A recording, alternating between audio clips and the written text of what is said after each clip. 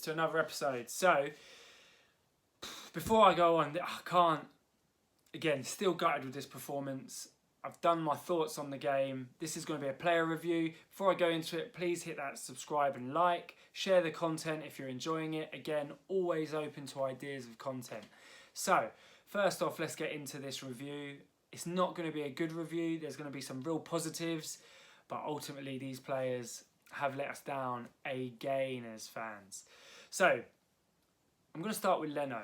Now, this is the very worst performance I've seen from Leno. Everyone's going to say, oh no, it's a mistake, it's this, it's that. Oh, he's made mistakes and errors that have led to goals before. No, this single decision is the worst I've ever seen from any Arsenal goalkeeper since I've been around. Yeah, and if anyone can dispute that, please send it to me and I'm happy to be wrong. This is terrible. I've never seen anything like it in the professional football game that I have watched live. So, yeah, it's inexcusable. It's not good. Look, I play Saturday League in goal. I don't make that kind of error. Poor. So I'm going to give him 0. Complete 0. Rubbish. But he's been playing so well, so I don't want to shit on him, but this is terrible. Then we go to the right back, Bellerin. Thought he had a good game. Doing really, really well in the first half. It's so hard to give these calls because, of course, then they're exposed with 10 men.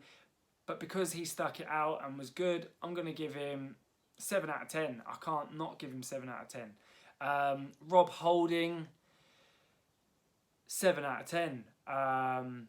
Played brilliantly, even when we were down to 10 and 9. He played well. David Luiz, what to say about David Luiz that hasn't been said. I personally think he's good. However, he does lapse in concentration. But I think he offers us a lot with the football, possession. He's a good leader. He's one of the most senior guys, clearly has influence. But again, I don't know if he's let us down this time, but he's put himself in a position where we have been let down by either the referee, his decision-making, whatever it is, VAR, we can blame whatever. Ultimately, David Luiz was there. He made the contact. It's a foul. And a penalty, and a sending off. And we're down to 10 men, and we concede a goal. He fucked it, but I don't blame him because it happens in football. But for that reason, I've got to give him a 4. Moving over to Cedric. Cedric, again, playing really, really well.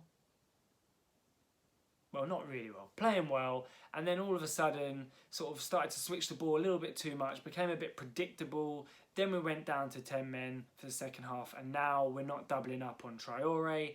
And Traore is stronger, quicker, better than Cedric in almost every way. So that was a mismatch.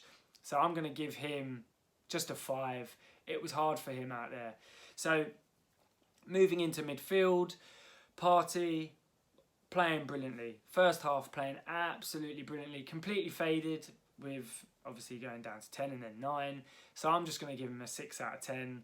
But he was on course to have an 8 out of 10 game. Xhaka, 200th appearance. Like I've mentioned, this single game sums up his Arsenal career. 200 games, going really well. Bang, shit. Only Arsenal can find their way to dominating a game, looking like we're going to win the game quite heavy or cut by a couple of goals, to going down to 9 men and losing the game. So it's a very Arsenal Xhaka career sort of thing to do.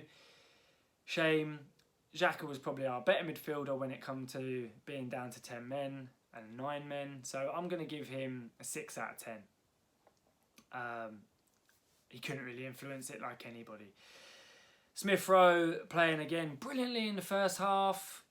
I'm getting bored of saying this. And then it just turned into average. So 6 out of 10. Saka, brilliant in the first half, 6 out of 10. Lacazette tried his best, 6 out of 10. And Pepe, 6 out of 10. Look, I would love to give him more, but you cannot give this team more for how hard it was in the second half. There was no impact. We were looking for a bit of brilliance. It never really came. It's really, I'm being harsh because some of these players did play extremely well. But as soon as you go down to 10 and 9 minutes, game over. And then the subs, I think it's unfair to even mention them. So I'm only going to mention Aubameyang from a sub point of view. I don't think it was the right sub. I actually think he came on and made us worse. it's not the right game to get him back in.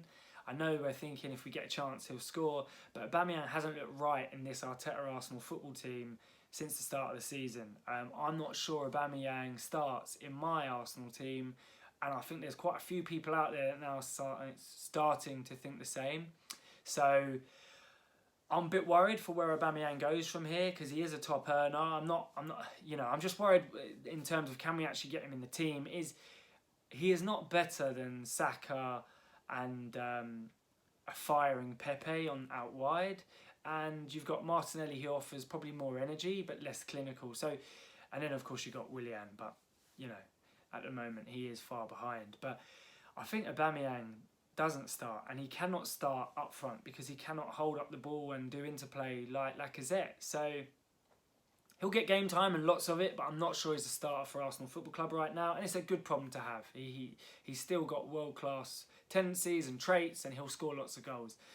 Arteta, look, he was fucked by the decisions of the players and the referees. Just very unlucky night for him. I thought he set up the team brilliantly. We were playing so well. So if I had to review Arteta, it's going to be the same as everyone else. It's 6. You can't really give him any more. I don't think his subs were particularly effective, and I'm not sure they were the right decisions when we went down to 10 men and then 9. I forgot Gabriel. I'll mention Gabriel. I think he did okay. Gabriel did okay. 6 out of 10. Came in. It's difficult. I like what I see a lot of the time with him, but I'm not sure he's going to be quite as good as I thought when we first saw him. However, he's still a good defender, and I still think he will be an upgrade to David Luiz going forward, especially in the future. So really good signing. But that's my review of the game.